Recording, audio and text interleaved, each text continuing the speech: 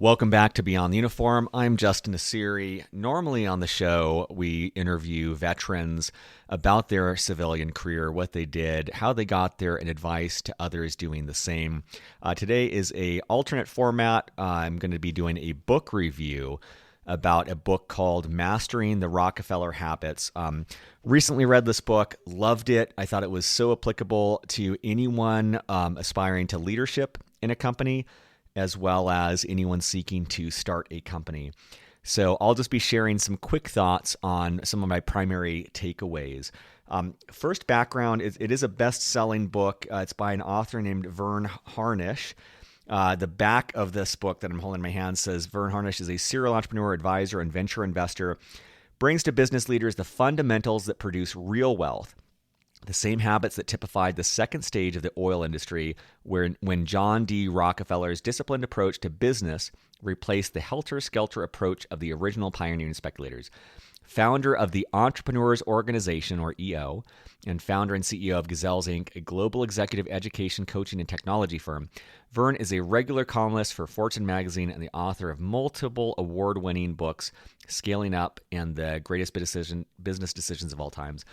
I got this book rec from a recent guest on the show. I'm going to check out all of Verne's books. I loved it. I thought it was extremely efficient. I'm not a fan of those business books or any book that is just takes 5 pages to convey 1 page of information. So I found this incredibly efficient. I will say that the book is tiered more towards, let's say, companies with 20 or 50 or more employees than, my current company is less than that. And so I still learned a ton. A lot of it aspirational of the organization I hope to build with my current company.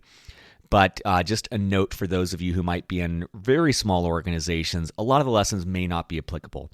But I just went through the underlinings that I had in this book, and there's many. And I'm putting together a LinkedIn post on my top 10. I just wanted to read through the top 17 that I had, and I think this will give you a good outline of what the book looks like and some of the themes, but I'm trying to be as concise as possible. So, in chronological order, not in order of importance, here are 17 of my takeaways. Number 1, all it takes to make growing your business both fun and profitable at each and every stage of its life is the discipline to find the right tools and implement them. And that's one of the things I loved about this book. Sometimes for me, growing a team or a company feels like magic. And what I appreciate about Verne is in his 20 years of working with extremely high growth companies, he's spotted trends, he's found tools, and the premise that I took away is like, man, just implement tools and it makes everything easier. You don't have to reinvent the wheel yourself. And in particular, for our military veteran audience who might not have as much corporate experience as our peers, I hope this is reassuring because I think we're really good at following systems and implementing them. Number 2, if you can't afford the people to run the business for you, then all you have is a job, not a business. That's such great advice for anyone aspiring to entrepreneurship. You don't want to work so hard just to build a job that doesn't give you the lifestyle you're looking for. Number 3, the ultimate goal of imposing structure and instituting systems is predictability. Unless a company has the ability to determine where it is today and project where it's going to be this week, this month, this quarter, and this year, it's not on a trajectory for growth. It might not even be on track for survival. I love that. I love how he's distilling the point of any growing business is predictable revenue.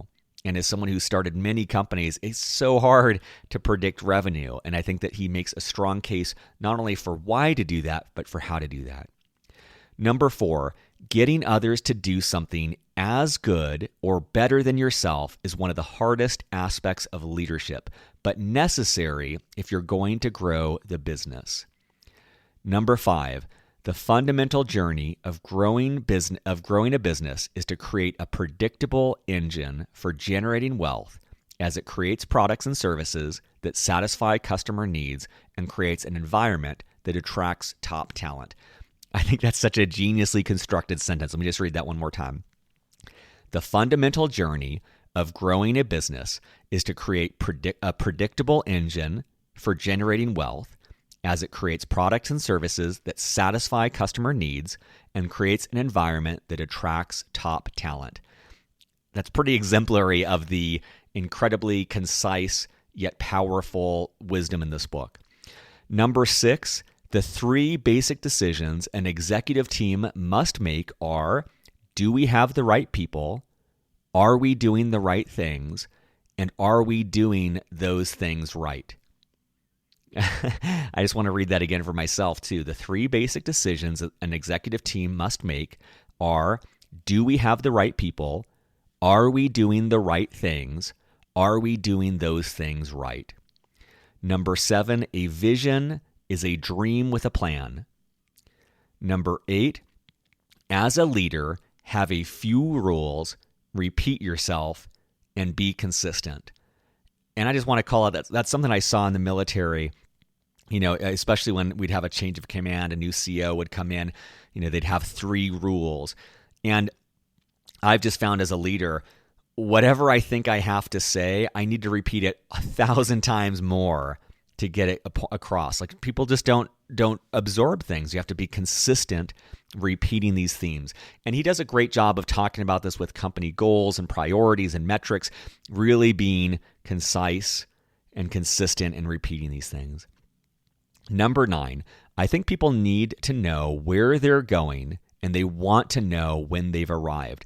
It's a great piece of advice around motivating a team. 10, to reduce your costs, shorten your cycle time, and generally improve your internal working environment, you need to systematically gather data on what's hassling your employees, and then do something about it.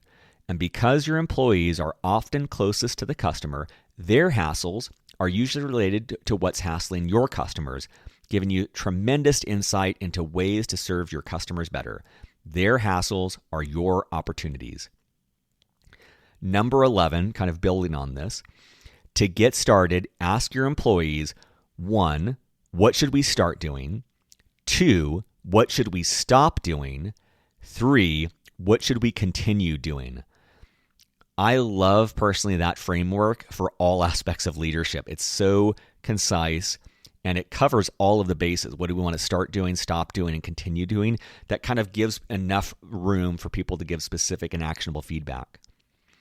Number 12, at the heart of executive team performance is a rhythm of tightly run daily, weekly, monthly, quarterly, and annual huddles and meetings, all of which happen as scheduled without fail with specific agendas. That's a whole chapter in the book, is exactly what that agenda should look like, who should be there. I loved it. It makes a strong case for daily stand-ups, weekly meetings. I just love the prescriptive nature of how to run those meetings. I wish I would have known that 10 years ago. Number 13, in the 19 years I've spent working with growing companies, the predictable winners are those who have established a rhythm and a routine of having meetings. He talks about this in the book, but it's great because I hate meetings. And I think a lot of cultures I've been a part of have avoided meetings. The point here is to have the right meetings consistently and hold them in a way that's so efficient that it's not detracting, and it will lead to other less meetings of low productivity. Number 14, casual encounters fail to take advantage of the 3 most powerful tools a leader has in getting team performance: peer pressure, collective intelligence, and clear communication. For context there, he's espousing that as a leader, you meet with your key executives as a group on a daily basis where people check in with where they're at. And one of the things he goes on to talk about is that, one-on-one people can give excuses. But when you're in a group, it's harder to give those excuses credibly. And if you're consistently giving excuses, it's very apparent to the team that you're not pulling your weight. So I really like that aspect of what I would consider positive peer pressure. Number 15, applying energy anywhere but the sticking point or bottleneck is a waste. Number 16, This 16 kind of builds on that casual encounter, that the peer pressure thing. So he says, busy, productive people who are doing anything of consequence get stuck pretty regularly. The only people who don't get stuck are those who aren't doing anything. So scrutinize the executive who reports everything is fine. That's related to part of this daily meeting is everyone in the group has to say if there's any bottlenecks in their work. And I like this point that, like, man, if you are really working hard, you're going to hit bottlenecks, and you need to announce that to the group and get assistance. And if you're not, then it's an indication you're not charging hard enough. And if someone's consistently not reporting that there's bottlenecks, it's room for further investigation as a leader. Lastly, number 17, you've got to look for the bottlenecks or choke points.